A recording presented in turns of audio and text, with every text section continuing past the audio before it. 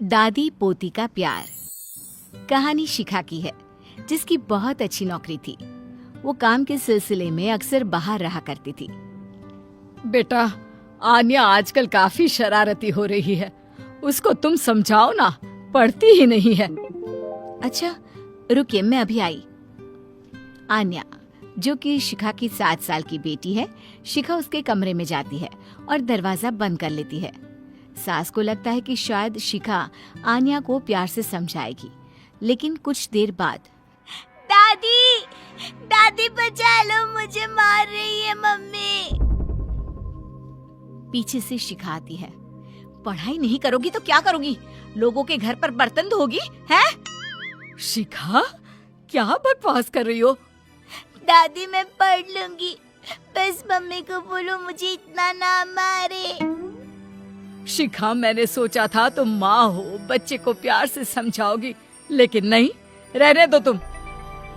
कुछ दिनों के बाद शिखा सास के पास आती है। माँ, मैं सोच रही थी कि कुछ दिनों के लिए मैं आन्या के साथ वक्त बिताऊं। वो क्या है ना, लास्ट टाइम मैंने उसको मारा था, तो तब से वो। सास शिखा की बात पर खुश हो जाती है। हाँ हाँ, और क्या, बेटी है तुम्हारी, तुम नहीं समझोगी तो कौन समझेगा। शिखा आन्या के कमरे में जाती है कि तभी उसका फोन आ जाता है। आन्या, मेरा एक फोन आया है, मैं बाद में बात करती हूँ।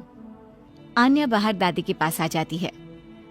बेटा, माँ तुम्हारे साथ कुछ वक्त बिताना चाहती है, तो उसे वक्त देना। हाँ दादी, आप भी चलिए ना, मुझे बहुत डर लगता है। अरे नहीं बेटा, अपनी माँ से कैसे डरना है? जाओ जाओ बेटा। आन्या कमरे में जाती है, जहाँ माँ फोन पर बात करके फोन रख ही रही होती है कि माँ मुझे फोन दो ना, मैं गेम खेलूंगी। नहीं, मुझे पहले तुमसे बात करनी है। माँ, बातें करते करते भी तो गेम खेल सकती हूँ ना। लेकिन जैसे ही वो माँ का फोन लेती है, उसके हाथ से फोन गिरकर टूट जाता है।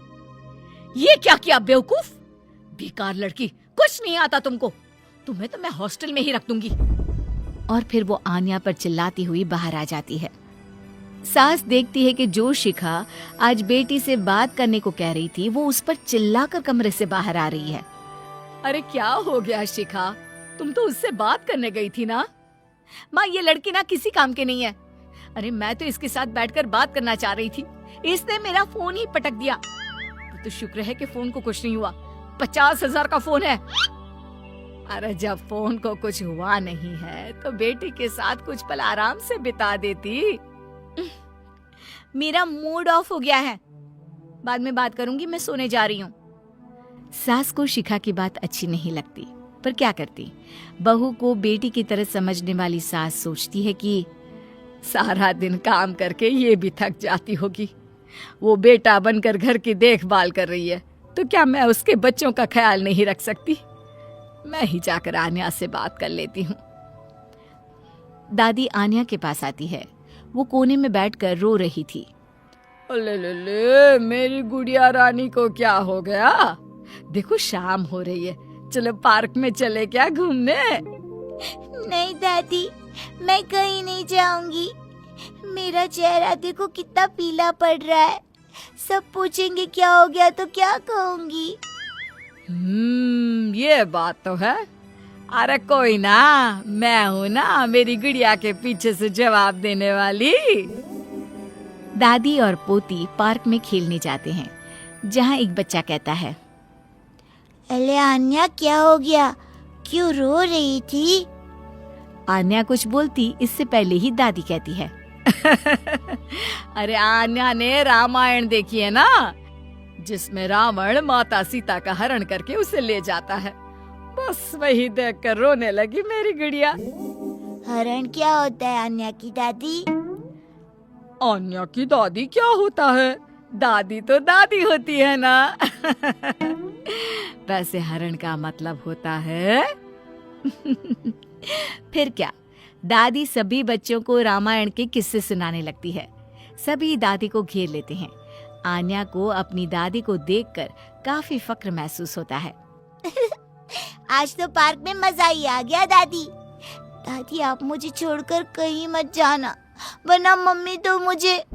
नहीं बेटा, ऑफिस के काम से मम्मी परेशान हो जाती है और आपको तो पता है जिसे हम सबसे ज्यादा प्यार करते हैं उसी से ज्यादा नाराज भी तो होते हैं ना। दादी पूरी कोशिश करती कि आन्या का कोमल मन माँ से प्यार करे। फिर एक रोज, अरे शिखा, वो क्या है ना, तुझे तो पता है मेरी अंग्रेजी थोड़ी कमजोर है। सोच रही थी आन्या की कोई ट्यूशन लगवा देते हैं। क्यों, क्या हो गया? वैसे तो मैं ही पढ़ा देती, पर अभी छोटी सी तो क्लास है, समझा दूंगी उसे मैं। देख शिखा, माँ पढ़ाए इससे अच्छा तो कुछ हो ही नहीं सकता, लेकिन तेरे पास वक्त की कमी है ना।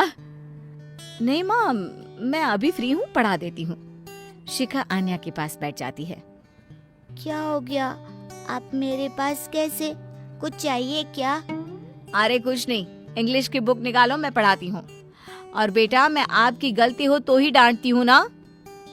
आन्या डर कर किताब निकालती है। अरे डर क्यों रही हो, हाँ? कोई भूत नहीं हूँ मैं। आन्या शिखा को पढ़ाने बैठती है। ये पहली बार था जो शिखा आन्या को पढ़ा रही थी कि अचानक शिखा जोर जोर से चिल्लाने लगती है। ये नहीं आता, इतना आसान है ये, दिमाग में तो गोबर भरा है, हमारे पूरे पैसे बर्बाद कर रही हो। हम लोग कमा रहे हैं कि तुम कुछ बन जाओ, लेकिन नहीं, मजाल है कि पढ़ ले ढंग से। माँ, मुझे ये नहीं आता, तभी तो दादी से कहा था कि किसी को बोलो मुझे पढ़ा दे। अरे वाह जी वाह, तमीज देखो, कितनी जबान चल रही है तेरी। मन तो कर रहा है कि एक थप्पड़ जड़ दूं। आन्या माँ की डांट सुनकर जोर जोर से रोने लगती है।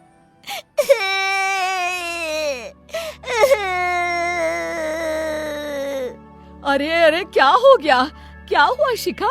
तुम क्यों उस मासूम बच्ची पर चिल्लाती रहती हो? अब बस बहुत हो गया तुम्हारा।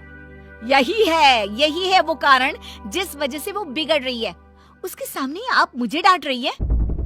अब शिखा सास पर भी चिल्लाने लगती है। तभी शिखा के सामने आन्या हाथ जोड़कर खड़ी हो जाती है। माँ, मुझे माफ कर दो, लेकिन मेरी गलती की सजा दादी को ना दो। उस दिन फोन मेरे हाथ से छूट गया था, गलती से। पहले दिन भी आपने मुझे मारा। आपने तो मुझे कभी पढ़ाया नहीं, आज पहली बार आई तो भी मुझे डांटने लगी। चुप हो जा आन्या, तेरी माँ है वो, कितनी बड़ी है तुझसे। तो क्या हो गया, बड़ी है, लेकिन पता नहीं कि बच्चों और बड़ों के साथ कैसा व्यवहार करना चाहिए। माँ, हम कम पैसों में गुजारा कर सकते हैं, लेकिन आपके बिना नहीं, हमें आप चाहिए माँ। छोटी सी आन्या की बात सुनकर शिखा की आंख में आंसू आ जाते हैं।